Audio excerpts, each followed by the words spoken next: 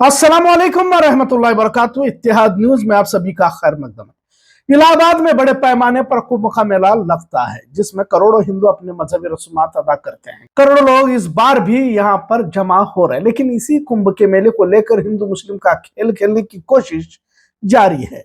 इलाहाबाद, जिसे अब नाम बदलकर प्रयागराज कहा जाता है, इसके बिल्कुल करीब एक मुस्लिम इलाका है जिसे करबला कहा जाता है।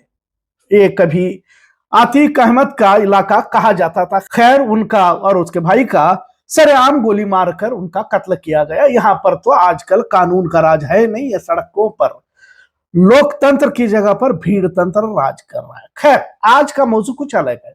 और यहाँ भी मतलब जो कुंभ मेले के करीब में करबला नाम का जो मोहल्ला है, वहां पर भी अब हिंदुत्व तंजीमों की जानिब से मुसलमानों को हिरासा किया जा रहा है।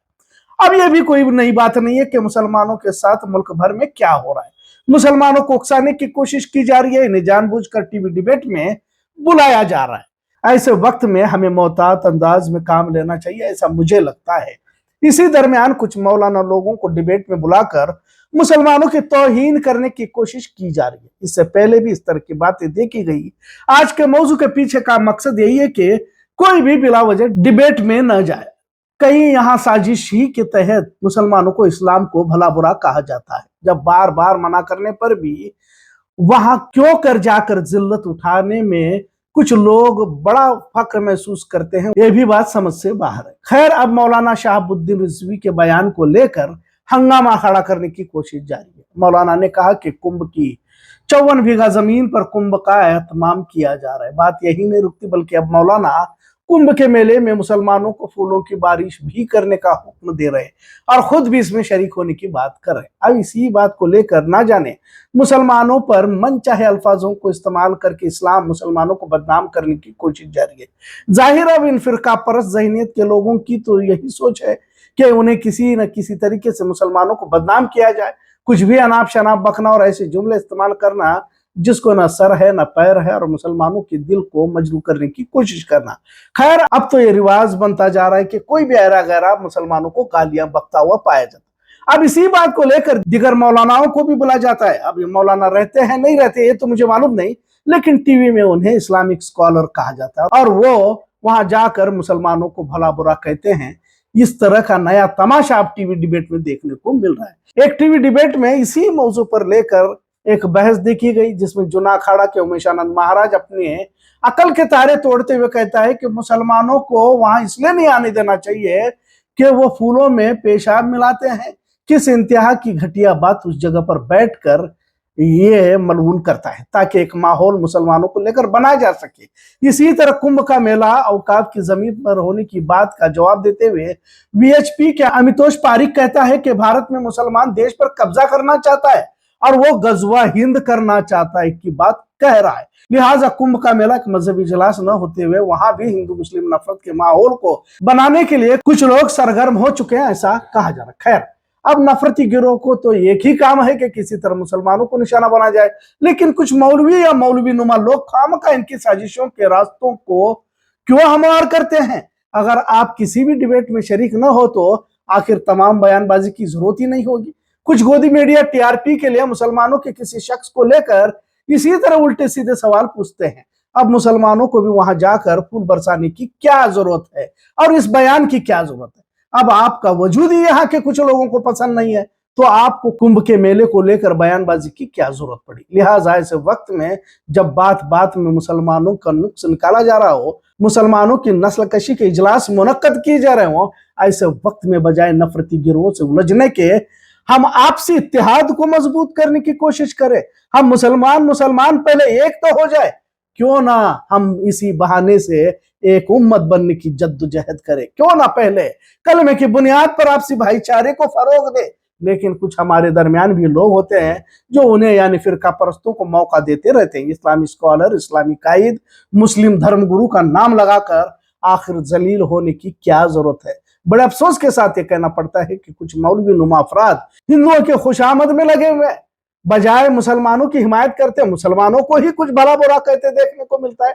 और इसी जहनी गुलामी में मुब्तला लोग मुसलमान ही को बदनाम कर अपना पल्लू सीधा करते रहते हैं। हालात जिस कदर सख्त होते जा रहे हैं, यकीनन अपने ईमान पर चलना भी मुश्किल होता जा रहा है। अल्लामा इकबाल ने कहा था कि शहादत गोहे उल्फत में कदम रखना है, लोग आसान समझते हैं मुसलमान होना। अभी तो हालात का आगाज हो रहा है, कौन कितना अपने ईमान की हिफाजत करता है ये तो आने वाला वक्त ही बता देगा और उसी पर यह मुनहसर है। लेकिन अब कम से कम इसे बयानबाजी से तो बचे, जिसे दुश्मनों को मौका ना मिले। कुंभ का मेला इलाहाबाद में होता है, पर यहाँ के यानी कि इलाहाबाद के मुसलमान डरे सहमे बताए जा रहे, जानबूझकर मुस्लिम इलाकों में जाकर वहां के अवाम से सवालात गोदी मीडिया के कुछ एंकर कर रहे हैं। उसी तरह से स्टूडियो में किसी मुसलमान की तरह दिखने वाले शख्स को बिठाया जा रहा है। लिहाजा ऐसे नाजुक दौर में किसी भी तरह के बयानात से बचने की कोशिश करें। वो उकसाने की कोशिश कर रहे हैं, लेकिन हम उनके साजिशों का निवाला इतर न बने। उनकी कोशिश वैसे भी बहुत हद तक कामयाब हो चुकी है, कहा जाए तो गलत ना होगा। उनके पास एक ही एजेंडा है और वो है मुस्लिम मुखालिफ एजेंडा। हालात पर बार बार बोलना भी जरूरी है, क्योंकि तकरीबन लोग ये जानते ही हैं कि हालात मुल्क में क्या है, मुसलमान किस नाजुक दौर से गुजर रहे हैं, ये भी सभी जानते हैं। मस्जिदों से हालात पर बात हो, इस पर भी हम बार बार जोर देकर कहना चाहते हैं, लेकिन बात कितनी असर कर रही है ये एक अलग मौजू है। क्योंकि यूपी, गुजरात, हरियाणा, ये यूं कहिए कि तकरीबन उत्तर भारत नफरत की चपेट में आ चुका है। मुसलमानों के लिए जमीन को तंग किया जा रहा है। ऐसे वक्त में अपने ईमान की हिफाजत के साथ मिल्लत के इत्तेहाद को मजबूत करने की कोशिश करें। आज इस मौजू पर बोलना इसलिए जरूरी समझा क्योंकि किसी एक मुस्लिम शख्स के कंधे पर बंदूक रखकर मुसलमानों को ही बदनाम किया जा रहा है, जिससे बचने की कोशिश होनी चाहिए। और सबसे अहम, टीवी डिबेट में जाने से दीनी रहनुमा तो बिल्कुल बचे। यह हमारा मुखलिस मशवरा है। हो सकता है कि हमारे कम इल्मी में हम कुछ बताने में आगे पीछे हो, गलतियां ही होगी। आज का मौजू कैसा लगा इस पर जरूर कमेंट करें। इत्तेहाद न्यूज़ देखने के लिए शुक्रिया। अल्लाह हाफिज। कुंभ मेले में आए हुए तमाम श्रद्धालुओं और साधु संतों को मैं तहे दिल से शुभकामनाएं देता हूं कि खैर व आफियत के साथ, अमन व शांति के साथ महाकुंभ मेला संपन्न हो। और साथ ही प्रयागराज के तमाम मुसलमानों से अपील करूंगा कि वो खुशहाली और सद्भाव के लिए जिन जिन मुस्लिम महलों से, जिन जिन मुस्लिम गांवों से श्रद्धालु गुजरें, उन पर फूल बरसा करके, पुष्प वर्षा करके उनका स्वागत और उनका इस्तकबाल करें। निश्चित तौर पर शहाबुद्दीन बरेलवी को अकल आ गई है कि मैं जो बोलता हूं वो गलत बोलता हूं। हिंदू समाज मेरे विरुद्ध है, संत मेरे विरुद्ध हैं। हमको फूल नहीं चाहिए।